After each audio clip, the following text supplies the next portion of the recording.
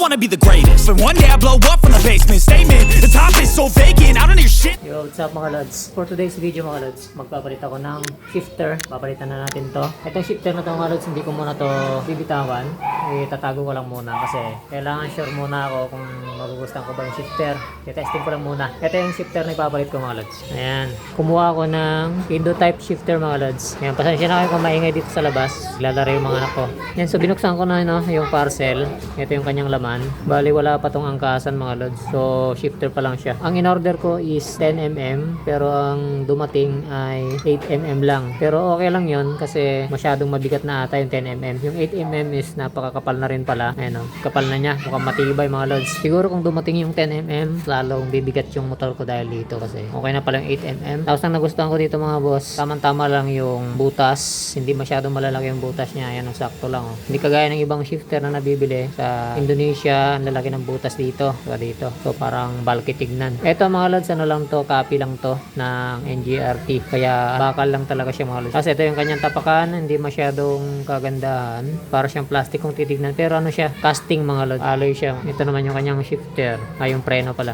Letter F yung pinili ko. Ayan, F-type. Kasi ito yung kanyang pinaka shift pedal mismo. Ordinary lang. Mukhang kalawangin din to pagka natanggalan ng pintura. Magbibuild ako ng panibagong shifter na ganito mga lods na mas mahaba. So, bibili ako ng aftermarket yung umurahin lang. Tapos dito ko rin siya idudugtong sa na to, gear arm. Papahabain ko lang siya. Tapos mga lods, hindi ko nagagamitin tong to, yung free na to. Pakanipis naman ito, latang-lata yung datingan. So hindi ko nagagamitin yan. Tapos yung mga kasamang bolt mga lods, hindi ko na rin to gagamitin kasi mga bakal to mga lods, madaling kalawangin. So palitan ko lahat ng bolt ng stainless steel. Ito hindi ko na to gagamitin, kasakit lang kasi ulo ko dyan kapag puro bakal kakalawangin. Ang gusto kong mangyari, ito lang yung bakal talaga, yung pinaka plate lang, pinakalawang na nga to, tapos kakalawangin pa yung bolt, wala na. Tapos ito, may binili rin ako na ball joint, kasama to dito. May binili ako rito. Ito yung pinaka spring ng brake pedal mga lods. May spring to. Ito yung ilalagay dun sa Brake Master mga lods. Ayan, may kulay yan. Alam ko may brand yan. Ayan, medyo branded na rin to dun sa Indonesia. Ito yung spring kasi wala na tong spring mga lods. So ito yung tutulong dun sa Brake Master bukod dun sa spring ng Brake Master. Ito pa yung isa pang spring na tutulong para magbalik ng pedal. Kasi hindi naman na natin lalagyan to ng spring dito. So ito na yung pinaka spring niya. Papakita ko na lang sa inyo pagka nabuo ko na siya. Wala tayong makikita ang NGRT na original sa Shopee. Napakahirap niyang kunin o hindi ka talaga makakuha kung wala kang kilala na pumupunta ng Indonesia. Kaya sa mga gustong magpapasok ng NGRT dito sa Pilipinas, para titignan natin kung makakabit tayo. Ito kasi mura lang to mga lods, kaya ito na lang kinuha ko. Talagang steel lang siya. Tapos yung pala mga lods, yung angkasan pala nito mga lods wala pa. So mag-order pa lang ako, pipili pa lang ako. Siguro kukunin ko na yung hindi nakakalawangin para ito na lang yung poproblemahin ko. In case nakalawangin, konti lang yung i-repaint or ipapa powder coat. Saka na yon, ito muna yung gagamitin kong angkasan sa ngayon. Yan, so umpisa na natin.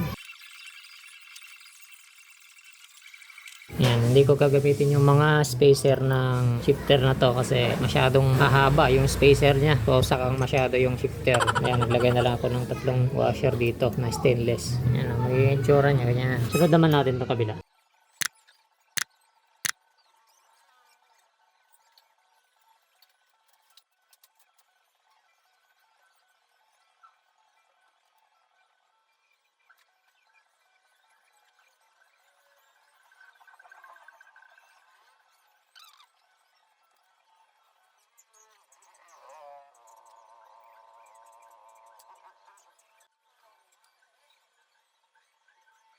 Ito na rin yung lalagay natin sa rod. Bago pala natin makalimutan na ilagay natin yung spring na sinasabi. Ito yung mga load. Yan siya.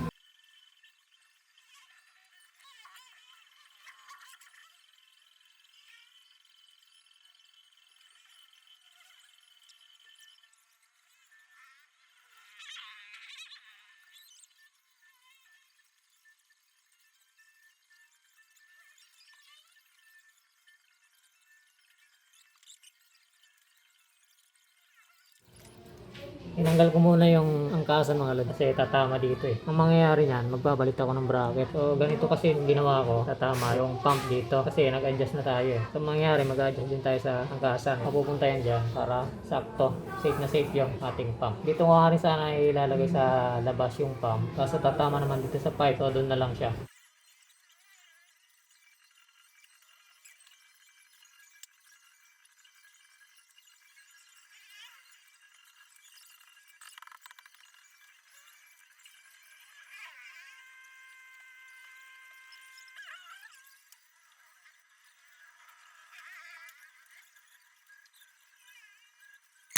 Ayan mga lods, so magiging ganito yung build ko. Ayan. Itong passenger foot peg na to, pinag-iisipan ko pa kung ibibilhan ko ba siya ng pang ano talaga, pang Indonesian concept na angkasan. Or pwede naman to, pwede ko pang gawan to ng paraan. Hahabaan ko lang yung bracket hanggang dito. Actually ito pwede na, adjust na lang ng konti. Ayan siya para malinis tignan.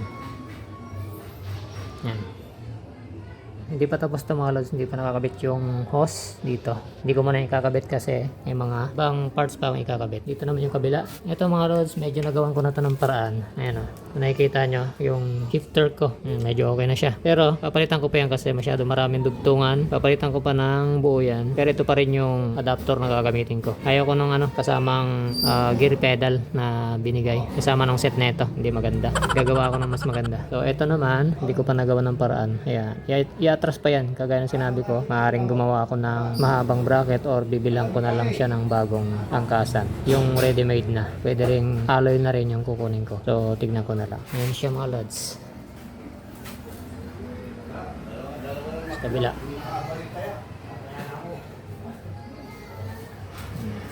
Linis siya sa tignan. So update ko na lang, no? Pag naayos ko na to.